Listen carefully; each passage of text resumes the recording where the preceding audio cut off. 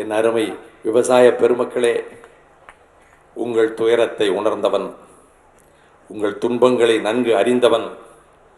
ஆகவேதான் நான் சொன்னேன், என் அருமை சகோதரர்களே, உங்கள் பாட்டன் முப்பாட்டன் காலத்திலே இருந்து உங்களை காப்பாற்றிய அந்த நிலத்தை விற்று விடாதீர்கள், அந்த பூமியை விற்று விடாதீர்கள், இந்த 1 ஏக்கர் நிலத்தை விற்று விடாதீர்கள். 1 ஏக்கர் 500 ரூபாய், 600 ரூபாய், 800 ரூபாய், 1000 ரூபாய், அதிகபட்சம் 2000 ரூபாய்.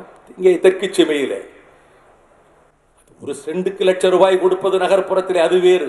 என் ஏழை விவசாயி, என் சகோதரன் 500க்கும் 1000க்கும் 2000க்கும் அடிமாட்டு விலைக்கு இந்த பூமியை விற்க வேண்டிய துயரத்தில் இருக்கிறானே. அதனால் தான் சொன்னேன், 1 ஏக்கர் என்பது விவசாயிகளே 44,000 சதுர அடி. 1 ஏக்கர், 1 ஏக்கர் சாதாரணமாக தெரிகிறது. 1 ஏக்கர் 44,000 சதுர அடி. 5 அடி ஆழத்துக்கு மண்ணை கணக்கிட்டால் 2,20,000 கன அடி 1 ஏக்கர் நிலத்தில் இருக்கிறது. 100 கன அடி ஒரு டிராக்டர்.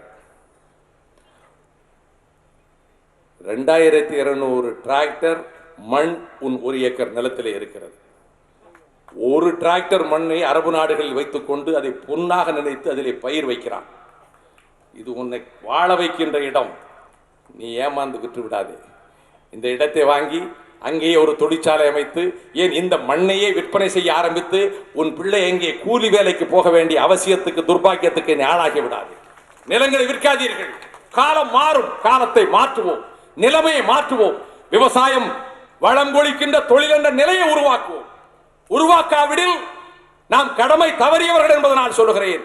நிலங்களை விற்காதீர்கள் என்று சொல்றேன்.